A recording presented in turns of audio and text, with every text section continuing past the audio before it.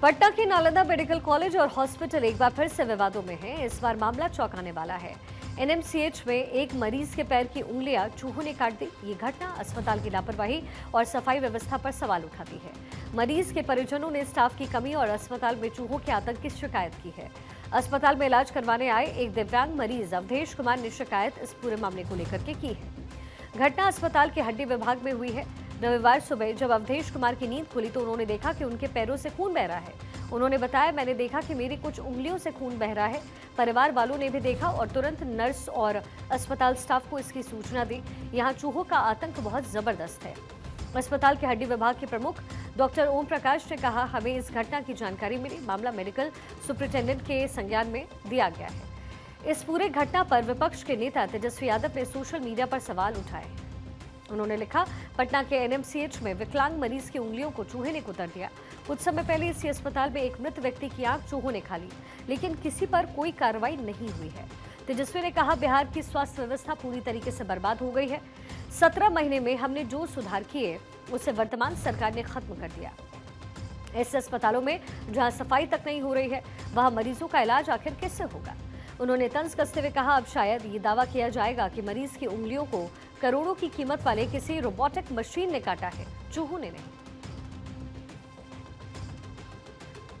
वहीं अब एनएमसीएच में चूहे द्वारा मरीज के पैर कुतरे जाने के सवाल पर बिहार सरकार के स्वास्थ्य मंत्री मंगल पांडे से सवाल पूछा गया तो उन्होंने गोलमटोल जवाब दिया और विपक्ष द्वारा उठाए गए सवाल पर कहा कि उनको बोलने का कोई हक नहीं है।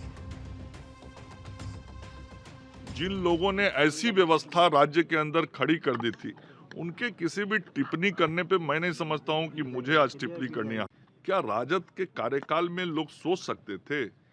अभी मेरे पहले कुछ महीनों के लिए जो नेता प्रतिपक्ष स्वास्थ्य मंत्री थे, क्या किया उन्होंने बिहार में?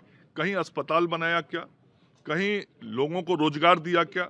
स्वास्थ्य विभाग में नियुक्तियां करवाई क्या? कुछ नहीं किया सिवाय भाषण देने के। आज भी अब चुनाव नजदीक आया तो भाषण दे रहे हैं। और मैं तो बार बार कहता हूं तेजस्वी यादव जी को, किसी भी खुले सार्वजनिक मंच पे आके आप मुझसे बहस कर लीजिए कि बिहार में स्वास्थ्य व्यवस्था को किस तरीके से हम लोगों ने ठीक किया है।